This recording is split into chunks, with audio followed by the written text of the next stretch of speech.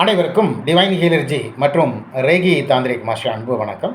இன்றைக்கி நம்ம பார்க்குறது யோக தண்டம் அப்படின்னு பேர்.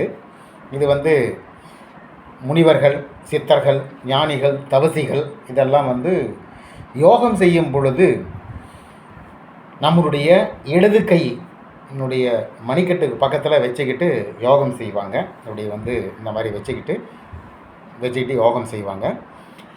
இந்த யோக தண்டத்தினுடைய பெயர் காரணம் என்ன அப்படின்னு சொன்னால், யோகம் அப்படின்றது இறைவனோடு இணைதல் அப்படின்னு அர்த்தம். யோகம் அப்படின்னாவே இறைவனோட இரண்டல கலத்தல் அல்லது இணைதல் அப்படின்னு தான் பேர். தண்டம் அப்படின்னு சொன்னால் இருக்கிறது அப்படின்னு அர்த்தம். அதாவது ஒரே இடத்துல இருக்கிறதுக்கு பேர் தண்டம் அப்படின்னு. நம்ம கூட வீட்டில் ஏன்னா தண்டனமாக கிடக்கிற அப்படின்னு சொல்லிட்டு திட்டும்போது யாரையாவது திட்டினா தண்டம்ன்ற வார்த்தையை என்ன தண்டச்சோறு அப்படின்னுவாங்க.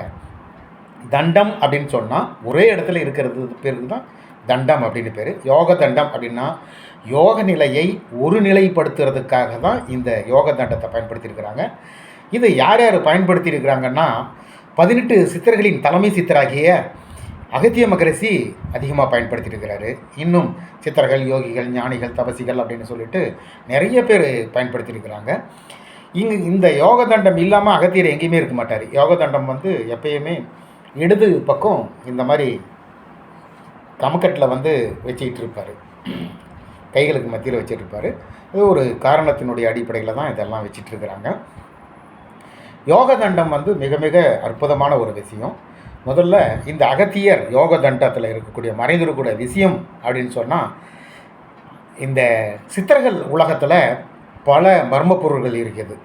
ருத்ராட்சம், கமண்டலம், தண்டம், எந்திரங்கள், மூலிகைகள், இந்த மாதிரி மந்திரங்கள் இப்படின்னு எல்லாமே இருக்குது. அவற்றில் ஆன்மீக அதிர்வுகள், உயிர் சக்தி மற்றும் யோக நுட்பங்களில் மறைஞ்சிருக்கிறதுனால தான் அதை அவர்கள் பயன்படுத்திகிட்டு இருக்கிறாங்க. மிக முக்கியமானது இது தான் யோக தண்டம் அப்படின்னு பேர். ஏன் இது அகத்தியரே, அதாவது தலைமை சித்தர் அப்படின்னு பேர் வாங்கின அகத்தியரே இது ஏன் பயன்படுத்துகிறாங்கன்னா, இது வெறும் குச்சி இல்லை, இது ஒரு சாதாரண குச்சி இல்லை. இது உடலில் பிராணசக்தியை கட்டுப்படுத்தும் ஒரு கருவி. இதனால் தியானத்தில் என்ன நன்மைகள் கிடைக்கிறது அப்படின்னு சொன்னால், எல்லா வித நன்மைகளும் கிடைக்கும். இன்னும் குறிப்பாக எந்த மரங்களில் யோக தண்டம் செய்யணும் அப்படின்னு சொல்லிட்டு ஒரு காரணக்காரிகள் இருக்குது. இது கருங்காலி. இன்னும் வேங்கை அப்படின்னு சொல்லிட்டு மரத்தில் தெய்வீக பொருள்கள், தெய்வீக சிலைகள் எல்லாமே கருங்காலி அல்லது வேங்கை அப்படின்னு சொல்லிட்டு இந்த இந்த கால்னுடைய இது பாத அணிகலன். இது யோக நிலையில் பூமியில் இருக்கக்கூடிய காந்த புலன்கள் நம்முடைய உடம்பை தாக்கக்கூடாதுன்றதுக்காக தான் சித்த புருஷர்கள் எப்பயும் இந்த மாதிரி ஒரு கட்டையினாலான கால் மிதியடியை யூஸ் பண்ணுவாங்க. இது வேங்கை மரத்தினால் ஆனது. ஒரு சில பொருள்கள் தெய்வீக பொருள்கள் அப்படின்னு. ஒரு சில மரங்களில் தெய்வங்கள் இயல்பாகவே குடியிருக்கும். வேப்ப மரம், மாரியம்மன் குடியிருக்கிறது, கருங்காலி, காளியம்மா குடியிருக்கிறது. இந்த மாதிரி தெய்வீக மரங்கள் இருக்குது. இந்த மாதிரி மரங்களினுடைய பொருள்களை எடுத்து நம்ம வீட்டில் பயன்படுத்தும் பொழுது ஐஸ்வர்யம், நிறைய நன்மைகள் சேரும் அப்படின்றதுக்காக தான் செய்யுது. உலகத்தில் இருக்கக்கூடிய எல்லா செயல்பாடுகளும், எல்லா நலன்களும், எல்லா வேலைகளும் ஏதோ ஒரு தெய்வீக அடிப்படையினுடைய காரணத்தால் தான் அது உருவானது. அந்த வகையில் இந்த யோக தண்டம் என்ன செய்யுது அப்படின்னு சொன்னால், நம்முடைய மூச்சுக்கலை, பிராணாயாம கலையில் வலது பக்கம் ஓடக்கூடிய மூச்சுக்கலை இருக்கும் பொழுது நமக்கு ஆன்மீக சிந்தனை, ஆன்மீக தொடர்பு மிக வேகமாக நடக்கும். அதனால தான் சித்த புருஷர்கள் எல்லாமே அந்த வலது பக்க நாடி ஓடுறதுக்காக முயற்சிகளை தான் செய்கிறாங்க. இந்த மாதிரி இந்த இடது பக்கம் கையை மேலே கொஞ்சம் நம்ம இயல்பான நிலையிலிருந்து சிறிது உயர்த்தி இந்த மாதிரி ஒரு நிலையில் வைக்கும் பொழுது இடது கை மேலே இருந்துச்சுன்னா வலது நாசி ஓடுறதுக்கு ஆரம்பிக்கும். நீங்கள் இது பயிற்சி பண்ணி பார்த்தா தெரியும், அல்லது சோதனை பண்ணி பார்த்தா தெரியும். நீங்கள் ஒரு நாசியில் எப்பொழுதும் ஒரு ஆரோக்கியமான மனிதனுடைய நாசியில், 2 நாசியில் ஏதோ ஒரு நாசி தான் திறந்திருக்கும், மற்றது ஒன்று மூடி இருக்கும். நல்லா மூச்சு காற்றை வெளியே விட்டு பார்த்தோம்னா தெரியும், ஒன்று மூடி இருக்கும். வலது மூடி இருந்து வலது மூடி இருந்து இடது திறந்து இருந்துச்சுன்னா பெண்தன்மை, குளிர்ச்சி அப்படின்னு அர்த்தம். இடது மூடி இருந்து வலது பக்கம் திறந்து இருந்தால் ஆண் தன்மை. இது வந்து ஈடம் பிங்களை அப்படின்னு சொல்லுவாங்க. இது சிவனுக்குரியது, இது பார்வதிக்குரியது. வலது பக்கம் சிவனுக்குரியது. இது வெப்பம், இது குளிர்ச்சி, இது நீர், இது நெருப்பு. இப்படி எல்லாமே வந்து இண்டிகேட் பொருள்கள் இருக்குது, நிறைய குறிக்கக்கூடிய பொருள்கள் நிறைய இருக்குது. வலது நாசி ஓப்பனாக இருக்கும்போது நமக்கு யோக நிலை மட்டுமல்ல, நம்மளுடைய வலப்பக்க பிரெயின் கூட ஆக்டிவேட் ஆகும். நல்ல உங்களுக்கு வந்து முடிவெடுக்கிறதுல ஏதாவது ஒரு டவுட்டு, ஒரு சில சந்தேகங்கள் இருந்தால் நீங்கள் என்ன பண்ணலாம் அப்படின்னு சொன்னால், உங்களுடைய இடது நாசியில் வந்து பிளாக் ஆகிற மாதிரியும் வலது நாசி ஓப்பன் ஆகிற மாதிரியும் செஞ்சுக்கலாம். அதுக்கு வந்து இந்த மாதிரி நாம் வந்து யோக தண்டத்தை வந்து பயன்படுத்தலாம். யோக தண்டத்தை வந்து இங்கே கமக்கட்டில் வைக்கும் பொழுது மிக வேகமாக அது வந்து வலது பக்கம் ஓப்பன் ஆகும். சரி, யோக தண்டம் இருந்தால் மட்டும்தான் வலது பக்கம் ஓப்பன் ஆகும்னு இல்லை. எந்த ஒரு பொருள்களை வச்சாலும் சரி, ஒரு புஸ்தகத்தை வச்சா கூட உடனே வலது பக்கம் ஓப்பன் ஆகிடும். இடது பக்கம் வைக்கணும், இந்த கமக்கட்டில் இடது பக்கம் வைக்கணும், வலது பக்கம் ஓப்பன் ஆகிடும்.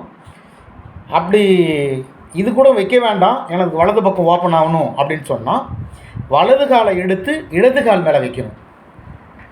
அதாவது ஆங்கிலேயர்கள் அதிகமாக அந்த மாதிரி வந்து உட்காரும் பொழுது, இருக்கையில் உட்காரும் பொழுது ஆங்கிலேயர்கள் எப்பயுமே வலது கால் எடுத்து இடது கால் மேலே வைப்பாங்க. அவங்களுக்கு இந்த யோக நிலை தெரியுமோ இல்லையோ, ஆனால் அது அதிகமாக பயன்படுத்துவாங்க ஆங்கிலேயர்கள். நம்முடைய இந்திய பண்பாட்டில் மக்கள் கூடும் இடத்துலையோ அல்லது ஒரு சின்ன ஒரு மீட்டிங்லேயோ உட்காரும்போது நம்மளுடைய காலை மேலே போடுறது மரியாதை குறைவு அப்படின்னு தான் சொல்லப்படுது. இந்த மாதிரி கால் போடக்கூடாது அப்படின்னு தான் சொல்லப்படுது. அப்படி போட்டாவே வந்து திமிர் பிடிச்சவன், இந்த மாதிரி வந்து காலைப்பற மேலே போட்டுட்ருக்கிறான் அப்படின்வாங்க. இந்த யோக நிலையில் வலது கால் எடுத்து இடது கால் மேலே போட்டால் வலது நாசி ஓப்பன் ஆகும். அப்புறங்க கையில் இடது கையை வந்து மேல் பக்கம் இருந்தால், மேல் பக்கமாக இருக்கும் பொழுது வலது நாசி ஓப்பன் ஆகும். இடது பக்கம் கை வந்து மேலே இருந்தால், இயல்பான நிலைக்கு மேலே இருந்தால் வலது நாசி ஓப்பன் ஆகும். காலை பொறுத்த வரைக்கும் வலது காலே எடுத்து இடது கால் மேலே போடும் பொழுது வலது நாசி ஓப்பன் ஆகும். இது நம்முடைய யோக நிலை அதிகப்படுத்துறதுக்காக சித்தர்கள் இயல்பாகவே தங்களுடைய வாழ்க்கையிலேயே அதை பயன்படுத்தியிருப்பாங்க. சீரடி சாய்பாபா எப்பயுமே வலது கால் எடுத்து இடது கால் பக்கம் போட்டு வச்சுருப்பார். இதெல்லாம் இந்த யோக நிலையில் வலது நாசி ஓடுறதுக்கான ஒரு முயற்சி தான் இது. அவங்க வந்து சித்தப்புருஷர்களை பொறுத்த வரைக்கும் அவங்க வந்து தங்களுடைய பயிற்சியை நம்ம ஒரு குறிப்பிட்ட நேரத்தில் செய்வோம். அவங்களுடைய வாழ்க்கையவே பயிற்சியாக வச்சுக்குவாங்க. இதுதான் நமக்கும் அவங்களுக்கும், சித்தர்களுக்கும் யோகிகளுக்கும் தவசிகளுக்கும் நமக்கும் என்ன வித்தியாசம் அப்படின்னு பார்த்தீங்கன்னா, அவங்களுடைய வாழ்க்கையில் அவங்க வந்து இயல்பான விஷயங்கள்லேயே அவங்க பூர்த்திக்குவாங்க யோக நிலையை. நாம் ஒரு குறிப்பிட்ட நேரத்தில் மட்டும்தான் செய்வோம். ஏன்னா நம்முடைய அன்றாட வேலை பளுவின் காரணமாக இப்படி நடக்குது. இருந்தாலும் ஒரு பழமொழி இருக்குது, ஊமையனோட உளர்வாயம் மேல் அப்படின்னு சொல்லிட்டு ஒரு பழமொழி இருக்குது. அதனுடைய அடிப்படையில் செய்யாமல் இருக்கிறத விட ஏதோ ஒரு குறிப்பிட்ட 5 நிமிஷம் செஞ்சால் கூட அதற்குரிய ஒரு பலன் இருக்கும். இந்த மாதிரி சித்த புருஷர்கள் இந்த யோக தண்டத்தை பயன்படுத்தியிருக்கிறாங்க. இந்த யோக தண்டத்தை பயன்படுத்துவதற்கு போது நமக்கு வந்து முக்கியமான ஒரு சில நன்மைகள் இருக்குது. அதில் முக்கியமானது இந்த மூச்சு ஓட்டமானது கட்டுப்படுறதுக்காக தான், வலது நாசியில் ஓடுறதுக்காக தான். இப்படி வலது நாசியில் மூச்சு ஓடும் பொழுது நம்முடைய மன உளைச்சல், மன அலைச்சல் குறையும், தியானம் ஆழமாகும், சூட்சும நாடி செயல்படும் அப்படின்னு சொல்கிறது சித்தர்கள் வந்து சொல்கிறாங்க. இதுதான் ஈடம் பிங்களை அப்படின்னு சொல்கிறது. இதனால் ஏற்படக்கூடிய பலன்கள் அப்படின்னு பார்த்தோம்னா, கோபம் குறையும், நம்முடைய வாழ்க்கையில் இயல்ப சந்தோஷங்கள் அதிகமாக இருக்கும், மனம் அமைதி பெறும். உலகத்தில் எதை வேணாலும் அடக்கலாம், ஆணையை கூட அடக்கலாம், யானையையும் அடக்கலாம், கடலினுடைய அலை ஓசையை கூட நிறுத்தலாம், ஆனால் மனதை நிறுத்த முடியாது அப்படின்னு ஔவையார் சொல்லுவாங்க. அதனால் மன அமைதி அப்படின்றது ஒரு வாழ்க்கையில் அது ஒரு செல்வம் மாதிரி தான். அது மன அமைதி உண்டாக்கும். இதெல்லாம் சிந்தனை தெளிவாகும்.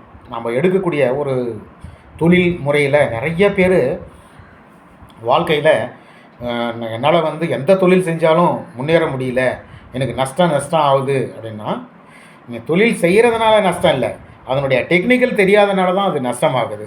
அதனுடைய நுட்பங்கள் வந்து ஒரு சில நேரங்களில் ஒரு சிலருக்கு இயல்பாகவே வரும், ஒரு சிலருக்கு வந்து தங்களுடைய ஆசான் மூலமாக வரும், அல்லது அவர்கள் வேலை செய்யக்கூடிய இடத்துலேருந்து வரும். மொத்தத்தில் அந்த டெக்னிக்கலை பயன்படுத்தும் பொழுது தான் நமக்கு வந்து அந்த பயிற்சி ஆகுது. அந்த பயிற்சி முயற்சியின் காரணமாகத்தான் நம்முடைய வாழ்க்கையில் பொருள் ஈட்ட முடியும். அதனால் சும்மாவே வேலை செய்கிறதுனால பொருள் ஈட்ட முடியாது. நிறைய வாழ்க்கையில் வெற்றி பெற்றவர்கள் சொல்லுவாங்க, தொடர்ந்து வேலை செய்வன் தன்னைத்தானே இழந்துக்கிறான் அப்படின்னு சொல்லுவாங்க. ஏன்னா வந்து எந்த நேரத்தில் செய்யணும், எப்போ உட்காரணும், எப்போ ஓடணும் அப்படின்றத உணரணும், எந்த நேரத்தில் வந்து பொருள் சேர்த்தணும், எந்த நேரத்தில் வியாபாரத்துக்கு போனால் எவ்வளோ வியாபாரமாகும்ன்ற நுட்பங்களெல்லாம் நிறைய டெக்னிக்கல்லாம் நிறைய இருக்குது. இது தந்திர சாஸ்திரம் அப்படின்னு பேர். இது சீனர்கள் அதிகமாக பயன்படுறாங்க. சீனாவில் நிறைய தொழில் வளங்கள்லாம் அது அதிகம் வரத்துக்கு, அவர்கள் வந்து எப்பயுமே வெற்றியடைகிறதுக்கு முக்கியமான காரணம் தந்திர சாஸ்திரத்தை வந்து சைக்கோ சிம்பாலிக் அப்படின்னு பேர். அதை பற்றி நிறைய பேருக்கு இந்தியாவுக்கு அது என்னன்னே கூட தெரியாது. இப்படியெல்லாம் ஒன்று இருக்கா, மூளையில் பதிவாக இருக்கக்கூடிய இந்த தாந்திரிக சின்னங்களை வெளியே கொண்டாடும் பொழுது வாழ்க்கையில் 100% வெற்றி அப்படின்றது உறுதி. அப்புறம் தியான நிலை விரைவாக கிடைக்கும் இந்த யோக தண்டத்தை பயன்படுத்துறதுனால. இப்படி நிறைய யோக தண்டத்தினால நிறைய பிரயோஜனம் இருக்குது. நாம் ரேக்கி வகுப்புகளில் இந்த யோக தண்டத்தை பற்றியும் வகுப்புகள் எடுக்கிறோம். இதனால் பயன்கள் நம்ம ப்ராக்டிக்கல் கிளாஸ் செய்முறை பயிற்சியிலேயே வந்து செஞ்சு காட்டுறோம். நிறைய செய்முறை பயிற்சிகள் இருக்கும். தேங்காயை கொண்டு வந்து அந்த தேங்காயினுடைய செயல்பாடுகள் எப்படியெல்லாம் அது வேலை செய்யுது. தேங்காயை பார்த்தீங்கன்னா நீங்கள் குழம்புக்கு பயன்படுத்த நீங்கள் பார்த்துருப்பீங்க. அது நம்முடைய உடலில் இருக்கக்கூடிய கர்மாவை கூட வெளியெடுக்கிறதுக்கு தேங்காயினால் முடியும். இப்படி நிறைய பொருள்கள் உலகத்தில் இருக்குது. அந்த வகையில் இந்த மாதிரி யோக தண்டம் வந்து இது வந்து கருப்பு கருங்காலி, இன்னும் சிவப்பு கருங்காலி அப்படின்னு சொல்லிட்டு நாட்டு கருங்காலி இருக்குது. ஏதோ ஒன்று இந்த யோக தண்டம் கருங்காலியில் தான் செய்யணும்னு இல்லை, கருங்காலியில் செஞ்சால் சிறப்பு. ஆபரணங்களில் தங்கத்தில் தான் போட்டுக்கிட்டு நான் ஃபங்க்ஷனுக்கு போகணும் அப்படின்றது இல்லை. வசதி இல்லாதவன் கோல்டு கவரிங்கை வாங்கி போட்டுட்டு போகிறாங்க. காரணம் என்னென்னா அதுவும் கோல்டு மாதிரி தான் இருக்கும். அந்த மாதிரி இந்த யோக தண்டம் கருங்காலியில் கிடைக்கலனா அதனால் கவலைப்பட வேண்டிய அவசியம் கிடையாது. நம்ம என்ன செய்யணும், வேறு மரங்களில் ஏதோ ஒரு மரத்தில் ஆசாரிகள்கிட்ட சொல்லி இந்த யோக தண்டங்களை செஞ்சு எப்பயுமே வீட்டில் வந்து பூஜை அறையில் யோக தண்டம் இருக்கணும். யோக பயிற்சி செய்யும் பொழுது யோக தண்டத்தை பயன்படுத்த வேண்டும். இதில் நிறைய முறைகள் பயிற்சிகள் இருக்குது. முயற்சியும் பயிற்சியும் இருந்தால் வாழ்க்கையில் 100% வெற்றி அப்படின்னு சொல்லி இந்த பதிவை நான் நிறைவு செய்கிறேன். இந்த பதிவு பிடித்திருந்தால் சப்ஸ்கிரைப் மற்றும் ஷேர் செய்யவும். நன்றி, வணக்கம்.